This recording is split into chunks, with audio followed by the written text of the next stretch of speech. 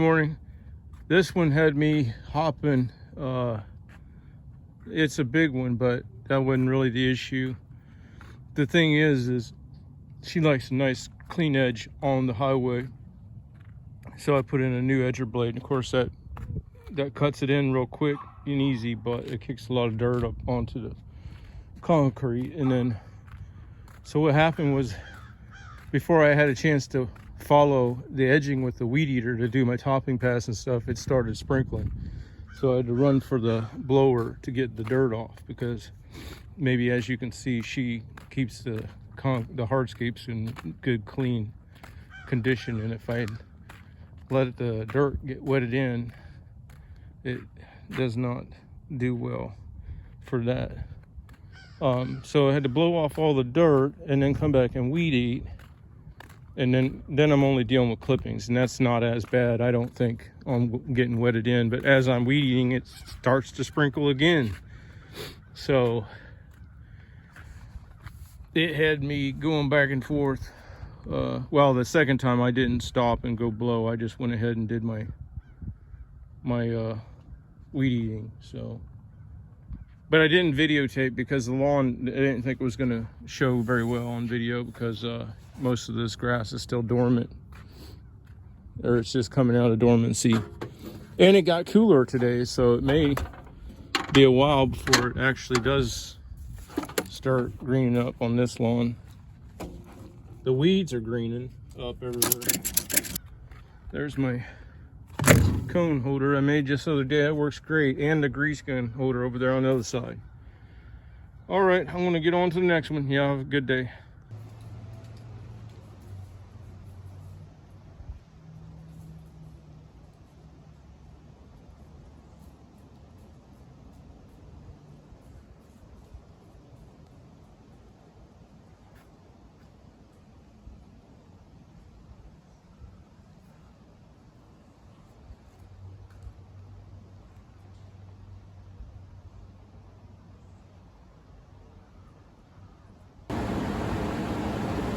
Good morning. It's a beautiful day today. I'm sorry for all you guys that are getting that nasty winter storm up north. I guess it's going to turn cold tomorrow. Working on my backup mower, my 72 backup, and have a problem with the front tire. I played with it all last year, and somebody put the tire on and messed up the bead seal by taking too big a bite. And to me, in the interest of, I can't quite reach that damn tire. In the interest of reliability, I'm just going to put a new one on. I don't want to fool with it, because when I need my backup mower, I need it, and I need it then. So hang on, I got to get a bucket to stand on. My trick towards these small tires on how to break the bead. Now, they make machines now for small tires, but that's an extra expense. So what I did was I took a axle nut, I welded it on there, and then see if I can get this camera set up to show you how it works. So basically, then you can set your tire right here, okay, on that welded nut. Put an old axle bolt through, clean it up though, so you don't get dirt in your bearings and all. And you screw that down, that holds it in place. Okay, now, oops. Now you can take and put this on and break your bead. I hope I got that on camera. See what I'm saying? See, once you got that tire secured with an axle bolt welded to the base of your regular tire machine, you can break that loose, break the bead.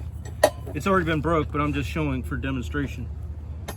See, the trick of it is, you push down and get this edge under that channel. Then that can go that way more to relieve this side. If it's not wore out, then you can just zip it around, putting a screwdriver on there. And you gotta lift. Well, see, I got a tube in there. See, I tried putting a tube in it to get by, and since I run underinflated, what happened was the tube rolled out. The Schrader valve rolled out of the hole.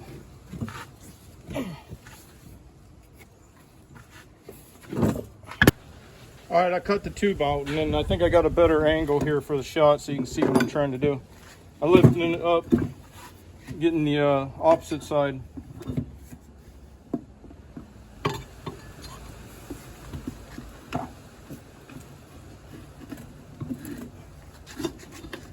Now roll that old tire off of there. Now I got to clean this rim up because it's no way. So I'm going to put a flap wheel on the grinder and take all this rust off of it.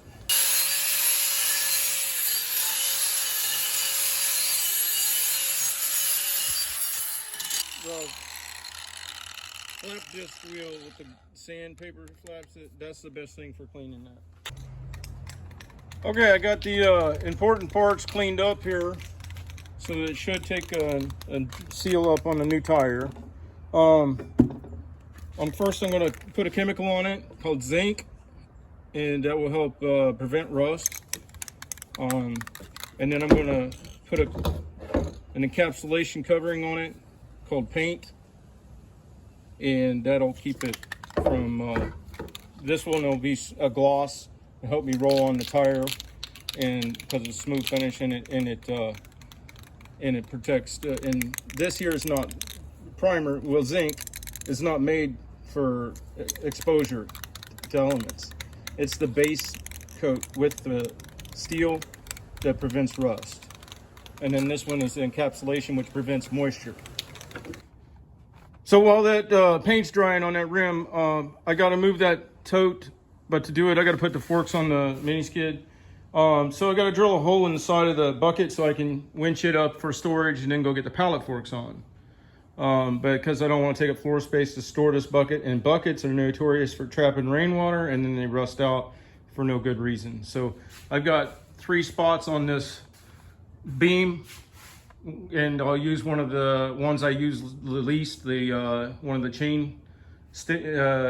chain falls. So the thing on annular cutters is, see, they don't take out the whole material. They leave they leave a plug, and because they don't, that's why they cut real fast. Okay, so see, that's an annular cutter. See, it's hollow. So you're cutting less material, that's why they can cut so good. On an expensive drill, or any expensive, you want to be as close to house power as possible. And this one here is fed by a heavy gauge wire, so that's almost like a house power. So let me move my bucket over here.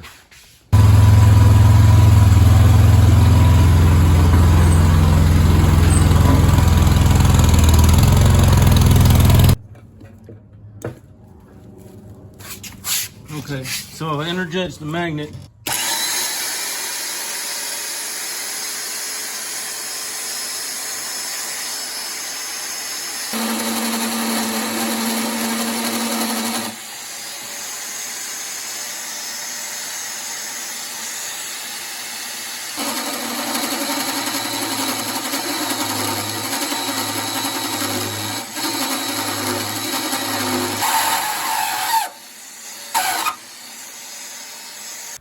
Now I got a hole.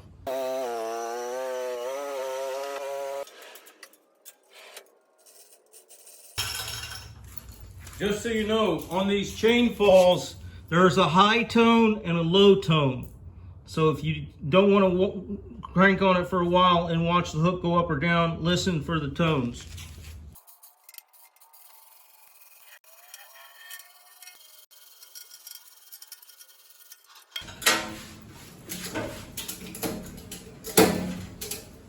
Okay, so that's up out of the way, and I won't have a rusty bucket. But here's the thing, I couldn't move the tote until I put the forks on, okay? And I couldn't put the forks on until I took the bucket off, but I don't want to put it out there where it'll get wet and rusty again. So I had to fix that. And then to get the machine out of here, I had to move the mowers out, but one of the mowers had a flat tire, so I put a flat tire on there. And what I'm saying is, sometimes I let myself just freestyle like that on my days off on lawns, and I end up getting more done that way. I just start doing something, and whatever comes in the way, I address that. Whatever comes in the way next, I address that. And in the end, I end up getting a whole bunch done that I didn't even plan on doing. And then I'm playing a game with myself for seeing if I can't get all those obstacles out of the way with quality fixes and still get to the overall goal that I started out with. All right, I'm gonna get back to the tire. Okay, so I'm still freestyling today, and of course the ultimate first goal was to move that IBT tote down to the bottom of the hill where I can get it ready for rainwater storage for prepping, homesteading, whatever you want to call it, gardening. So anyway, it's got a little bit of junk in the bottom, a little heavier than I used to move them around by hand, but so anyway, I was trying to get this out, and then something else came up, and that's a good thing because this is how I get my odds and ends done. So I bored a hole in the fork there to put in a hitch ball to move trailers around. So this hitch ball only needs to be with this fork setup. It don't need to be with that machine because it's never going to be used without. So basically I'm going to drill a hole right here and make it so it has a storage location. That way when I need it, I got it, throw it on the fork, and move trailers.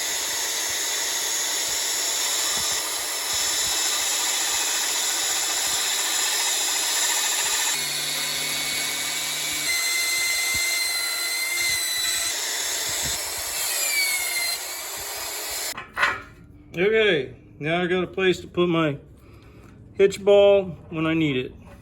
So I'm still freestyling, waiting for the paint to dry on the rim to do that tire.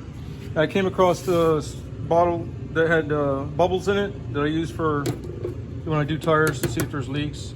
And I already had a pre-labeled bottle of bubbles, so I combined that, and then I had a jug of bar oil chain for my chainsaw that was leaking. It's got a crack right down here. That's what's causing all this mess. So I'm going to put that bar oil in this with the ketchup nozzle, and I'll open that nozzle up real big and then put a vacuum nipple on there, and then put that in the truck. And that's a lot easier for me to haul that small bottle of bar oil in one of the trucks than a whole, big container. So I opened up the top there and used up, it ain't a whole lot of bar oil, but it'd be good enough for my little CS 2511T that I always carry behind the seat of the truck in my minimalist rig here. I also always carry a cable lock in case I break down. Mower can be locked to a tree or something. 4-weight iron, extra chain for the saw, air compressor, extra hydro belt, and of course my blower, weed eater. Actually, I think I'll put my chain in the door pocket or something. Yeah, it'll fit there nice. And I also have this, in case I've got the backpack blower on, it's a gun lock or something, I don't know. And I gotta go in the store or something. I don't like to bring the backpack blower though, because like I said, it's a minimalist rig. This is with the intent into being able to cover 20 plus yards a day solo. Okay, I'm still waiting on the wheel to dry. It's getting there, but it takes a lot of force to put a tire on it, so I want it good and dry. I put new white lights on this trailer, and then I had problems with the intermittent ground. So I cleaned it all back up again, and now I'm trying the Radnor weld through copper paint that's supposed to be electric, because you use it for welding, so it's supposed to help conduct. So I'm going to try that out, and let's see. And I'll give you a long-term whether or not that works. In theory, it should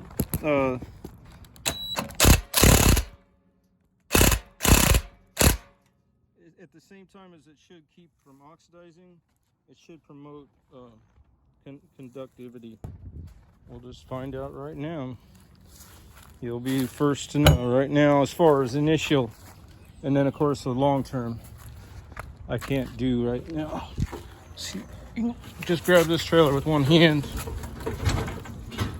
and bring it over. You don't have to hook it up, just hooking up the wire.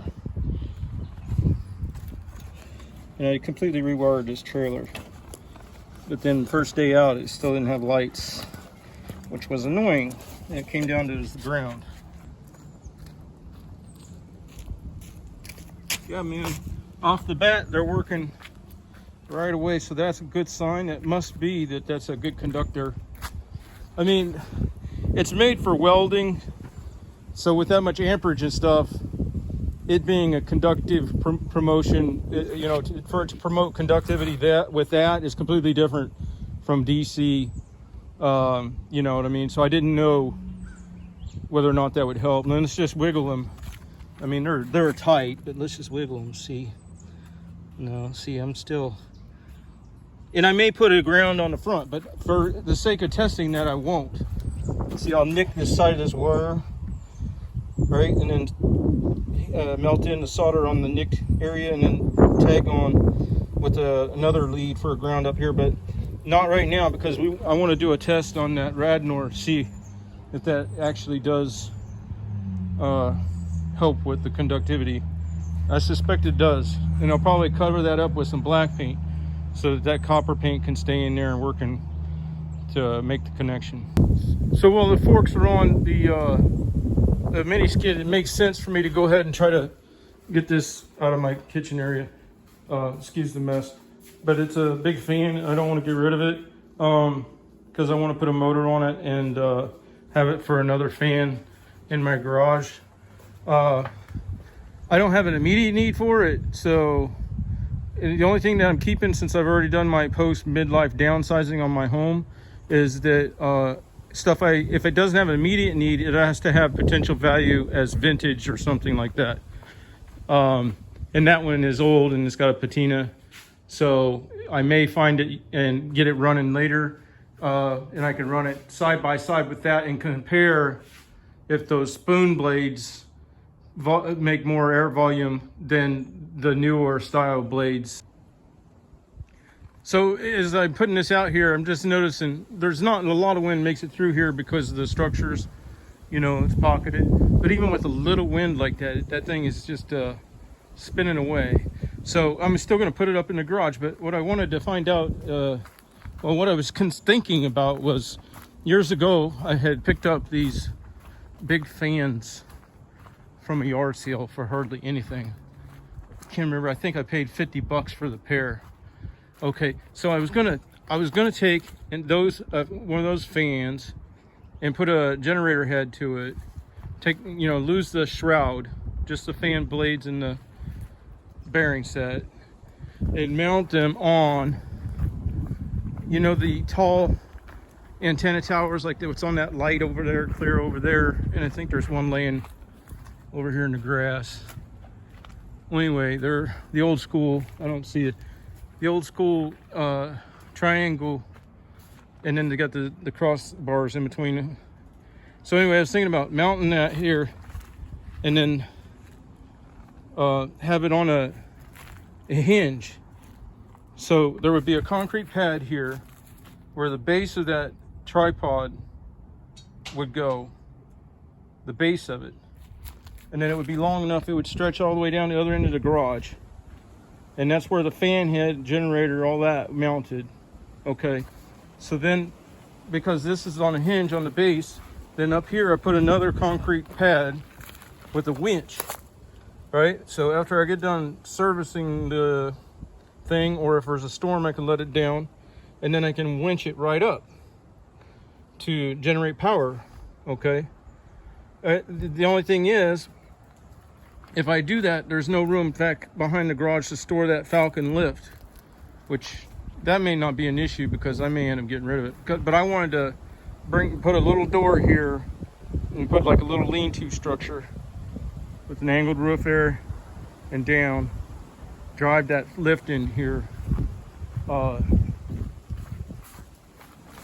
that I got a means to trim trees around here and stuff, you know, this Falcon 125.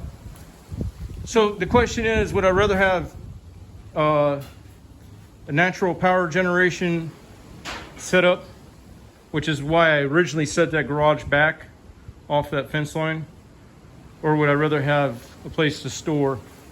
See, look at that thing now. Or would I rather have a place to store the lift and open up this whole side of my garage?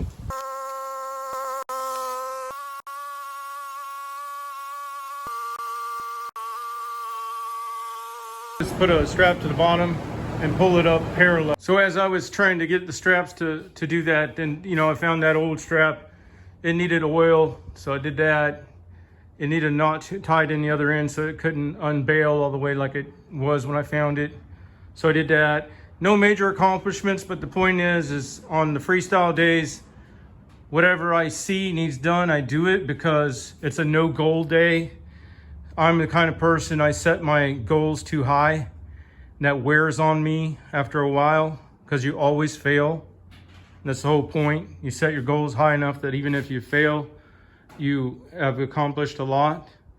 But then it gives you a little bit of depression after a while, I guess. So on some days, then I try to have a day where I have absolutely no specific goal, but I'll start on one thing. And as it goes, then it leads to another, and it leads to another. So, you know, I got that mount for the hitch ball, I got the bucket on the thing, I got the fan out of the living room, and on and on. As I was doing it all, if it caught my eye, there was something needed to be done. I did that oil for the chainsaw into the small thing to go in the truck. As I'm doing it, I just, whatever leads into another, whatever makes sense. And I try not to overthink it. I just, because I let my subconscious direct the day. And it's a day literally that I can't disappoint myself because there's no specific goal. Now, as I'm still waiting for this paint to dry on this wheel, which had to be done to move the mower out of the way, and then I ended up moving it three-wheeled. I didn't, you know, I make it up in my mind as, you know, false motivations. But the theory was I needed to fix the wheel on the backup mower to move it out of the way, to get the mini skid out, to move the IBC tote. And then, you know, just, you let it snowball. And you go down that rabbit hole, and at the end of the day, when you look back, you'll be like, wow, I can't believe all that I accomplished. So, and here I am, I'm trying to weld this bed up because I want to take the bed off and flip it over, because it makes sense to do that now while the forks are still on the mini skid. So first I got to weld some more tack welds underneath so it doesn't warp when I flip it, and burn it in good. And then as I'm thinking, well, I'm going to stretch my cord out here to weld, and I look over here at this little thing that somebody was throwing away, this little chair. I'm trying to think that I need, instead of just one place for the plant, which is down in that chair, find a hoop or something so I can put a second plant up on the high side. So while I got the welder out, I'll do those two things. But the point is, you just kind of do whatever, you know, comes around, you know, and don't think or plan out or prioritize or nothing. You just go with the flow. You won't believe this, I found the perfect thing. I got the welder out to do the bed on the truck, but I may not even do that. I don't care, that's not the point. Because I just go whatever direction I get taken in.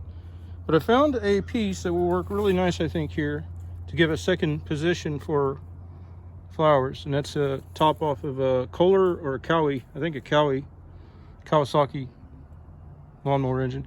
And I can just weld it in there, just like that. It'll give me a place down here where my finger is to weld, and then I can tap this out and weld up there. It gives me 2 points on each side. And look how perfect that'll be. And then put a smaller plant up here on the top. And then as I was doing this, I found another project I'm going to do with the welder before I start that, which I may not even get to, because see, on my freestyle days, I don't take on something so big that it bogs me down. I just kind of keep on moving. Another thing that's been bothering me is I've been, hang on a second, I gotta turn this radio on. But I keep breaking wheels on this, so I may try to, while I got the welder out, I've got good wheels and stuff up here off of an old torch dolly, but the geometry's all off on it. So while I got the welder out, I may do that before I tackle the truck. So I'm just afraid, so I'm going to try to either find an axle for these two wheels or scab an axle between those two things. The geometry's all off on this, you know, so I can't use it as is. But I want to try to fix my dolly because I can't seem to find one for a good price. And then, of course, once I do that, then here's some, look at that wall thickness on that steel. Yeah, I got so many projects that I could use that on, you know. So anyway, yeah, let me get this thing welded up and I'll give you an after shot on that.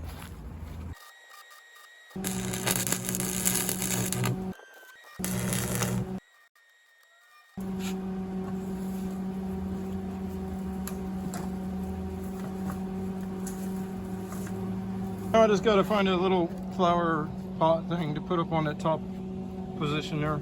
Okay, so I discovered the rim was dry, so I'm going to go back to that. But here's the old tire, and if you'll notice, there's a flat area here. Somebody stretched it too much. They took too big a bite with the screwdriver, see. So that's part of the reason that there wasn't sealing up. And of course, that's the tire bead sealer and everything on it. But see, here's another spot. See right there? There's a wire in there.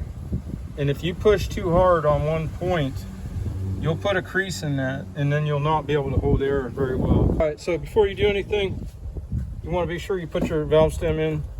These front wheels, they take the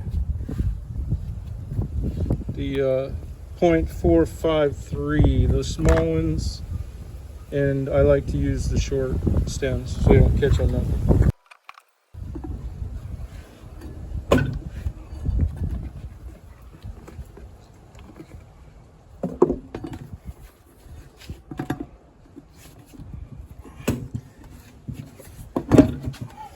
On that step, be careful too. If the rim has a sharp edge, it can cut into that bead surface, and then you're screwed again.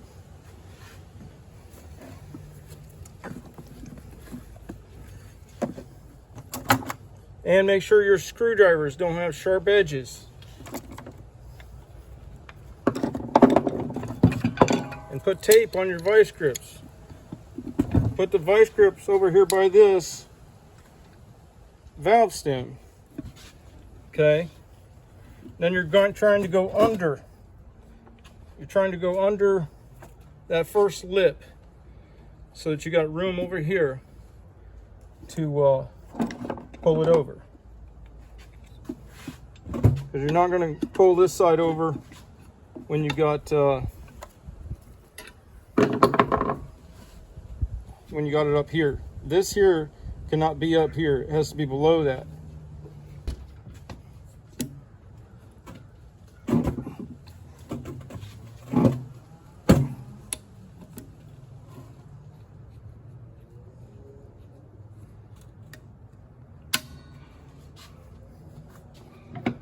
Okay, so I got, you know, a third of that tire held over.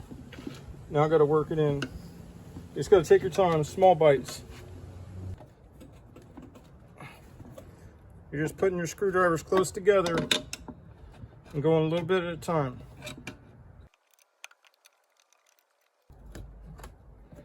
If you start feeling a lot of resistance, don't force it. Come back here and push down and get it below that first lip. If your screwdrivers are hanging and pulling rubber off of your bead seal, put a little soap on them.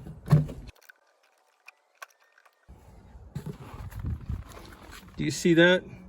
That tire bead is under that first lip. That's the only thing that's going to let the other side go over the outside lip.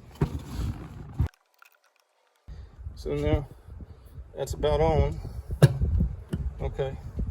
Now sometimes there's be a little bit of rubber peeled up where your screwdrivers work. So you're going to push it all the way below that first lip, and then when it comes back up, then it pushes those little beads of rubber out of the way if you tore any. You don't want to tear if you can help it, but it does happen. So now I'm rotating it back and forth to get it on that newly painted surface. It's hopefully slick, because I don't want to use a whole lot of force and air to set the bead, especially on back tires, because I've had problems with blisters on the Carlisle's. Is only, well, I don't know about the others, that's all I use is Carlisle's. On the Turf Master. Okay, so you do want to get, I could probably do it with that on the front, But you do want to get a lot of volume of air in, so you want to take out the Schrader valve. And the reason being is if you get more volume quicker, it can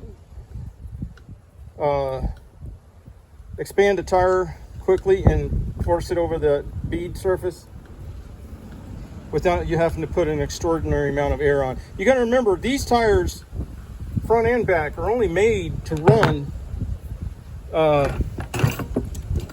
20-30 psi. I run mine at 6. I don't know exactly the number, but the point is they're not like a highway tire. So if you don't do everything just right,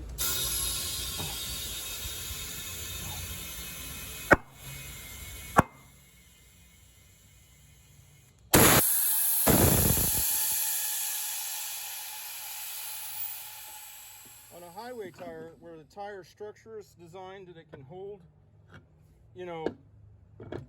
40 psi, 50 psi normal operating and surging at, higher, you can afford to use a lot of air to set the bead. But on something that's not designed for that, that's just designed for low pressure, you want to get that bead set with as little pressure as possible in order to not deform the tire.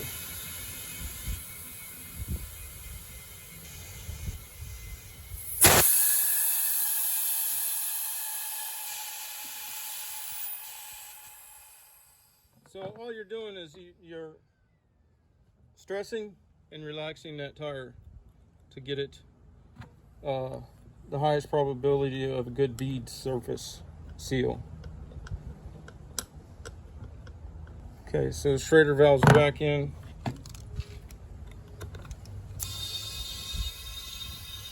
Now for the first few days I'll run it higher than normal, maybe 15-20 psi. Then I'll drop back down to what I like to run is about 6 psi. Right now I'm checking to see if there's any leaks on the bead. What you'll note, if there is, you'll see bubbling. So I don't see any bubbling. You'll see active bubbling, bubbles getting bigger, or foam increasing on a very small leak.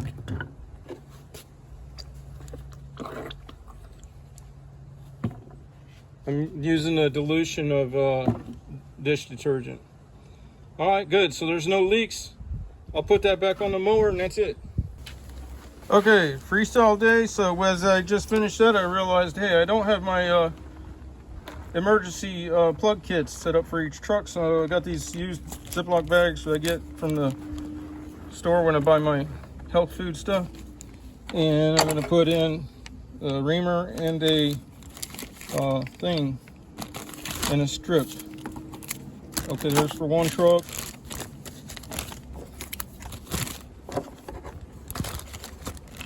And there's for another truck.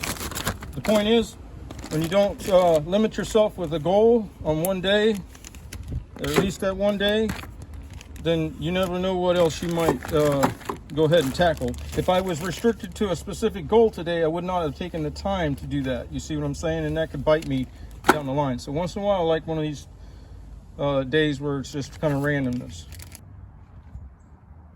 So I started on this, but I'm going to probably have to quit for the day on that. I'm needing a shim that's a little better fitting than that, because to keep the wheel from coming in too much and holding it out, I need another one in here. If it's too loose like this, then it's going to ride up on the outside of the bearing instead of hitting this shoulder of the bearing. So I'm going to go to the store with this half of the axle. This is the old axle. I cut it down. And I changed out the, see, that'll make a gap there, but I'm going to try to find tighter fitting. So it'll be bushing here, spacer here, welded. I had to change the bearings out from these Mower tires to the bearings off of the dolly tire, but they were the same OD, but they help get down to the smaller ID for this axle on this dolly. So then I'll finally have a working dolly, and hopefully it won't break again. I know the reason it breaks is because I use it with too much weight. And then the only other thing I got done, kind of started slowing down. Well, there was a lot of little cleaning in the garage and stuff as it came up. I cleaned up. Oh, well, it don't look too good now because I put up all this other stuff, but it was a lot worse. This other goes in the house, but I cleaned all that up and put them up there and consolidated down from a milk crate of some more of these grinding wheels and stuff. And then I put this fence post here, so you can't see how it's mounted now. So I got junk on there already. And then I mounted that because this here always gets lost, my blowing stick or whatever. So I put this pipe here, and then that helps to catch too the stuff that might fall off the shelf, okay? And then the reason I was always losing it, because I think I hated putting it on the shelf, because when I had all the other clutter on the shelf, when I went to get this, I lifted up and all the other stuff cascades on the floor. So I think that that's going to come in handy. I'll always know where my air chuck is, the long one. And then I'm going to take and weld some all thread out here and mount a board. And on the board, I'm going to drill holes for this to set on, set in. This will set in it.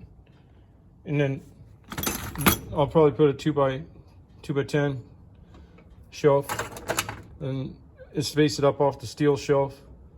And then each of these things will get a hole and a home, all the air chucks and stuff. So I won't be searching for those all the time. All right, I'm gonna go to the store and see if I can find the materials I need.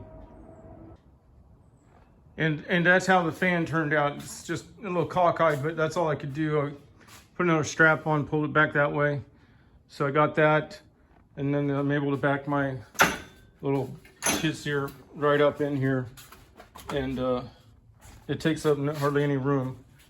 And then I, of course, remember I did the tire. So it's just been a miscellaneous day, but it's all stuff that's gonna come in, and there's the new tire on that side. It's all stuff that's going to be helpful as the season starts. I would not have time to do this, so that's why I'm trying to push real hard right now. And we're supposed to get real cold weather. It's in the 80s. I'm sweating, and they're saying that it's going to be in the mid 30s, I think, like by Saturday. So that's just nuts. All right, we'll see. I got to get to the store.